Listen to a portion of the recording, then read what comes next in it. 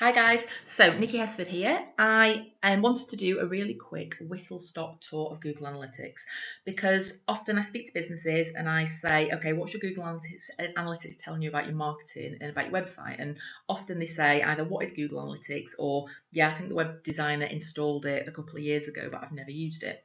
So here's mine. This is my homepage. So this is the first thing that you see when you log in.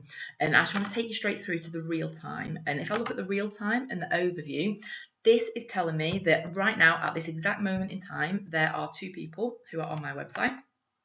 So one person's come from Facebook, one person's looking at business events, one person's looking at my masterclass. Both of them are using mobile. So I can see the traffic sources, I can see the content, I can see, I can see what they're doing. One's direct, one's social. So that's really important data.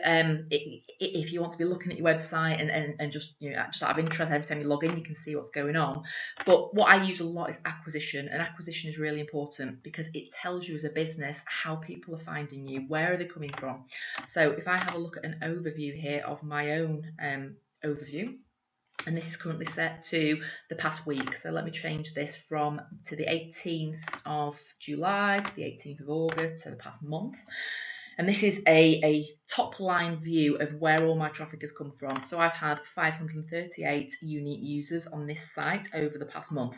And of that, the vast majority have come from social. Some have come from direct traffic, some have come from organic, paid search and referral. Of that, 7 people have submitted an online inquiry during this time. So let me break this down a little bit further because social, which social is working best for me. So let's take a look at this. And this is really useful because a lot of businesses say to me, oh, Instagram works really well for me. And then I have a look in their analytics and it looks very similar to mine in that Instagram actually isn't bringing them any sales or anything at all. So as you would expect, because I do a lot on Facebook and a lot of Facebook ads, my Facebook is the highest. So I've had 207 users, of which 188 were brand new people. So that's really good. That's what I want to see. I want to see brand new people who have never heard of me before are making their way to my website. The bounce rate is quite high, but that doesn't surprise me because that's part of my marketing funnel.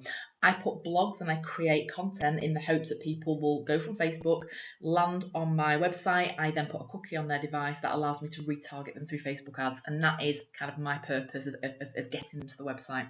That's what works well for me. So that isn't any surprise at all. LinkedIn works well and Twitter too. So what else can I see on here is the behavior. There's loads and loads of other things that Google Analytics will show you, but I'm for a beginner, I'm just showing you the most important basic stuff. So site content, all pages. When people come to your website, what are they looking at? So this is really important because I need to know what it is that's interesting people when they come to my website.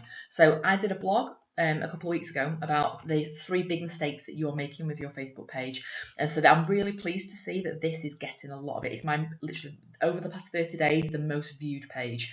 So 211 people, and some people even came back and read it more than once, so that's great. Average time on the page 2 minutes 37.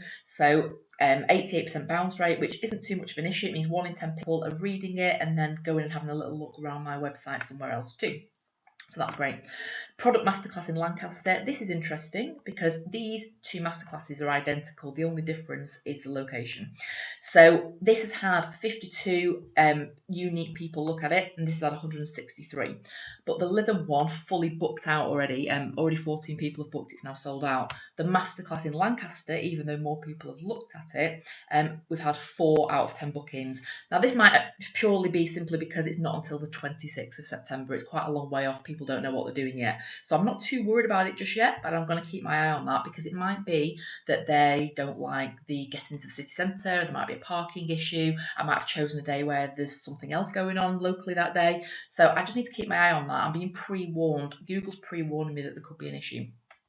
So here's some of the other things that people are looking at. A lot of people are looking at my events. People are looking at who I am. This is really important for your business because if you are a beauty business, for example, you might want to know which of your products people are looking at. If you're an e-commerce, you want to have a look at whether or not there's a particular product that a lot of people are looking at but not buying. So for example, one thing that if you're an e-commerce, you should be looking out for on here is how many people have been in the checkout.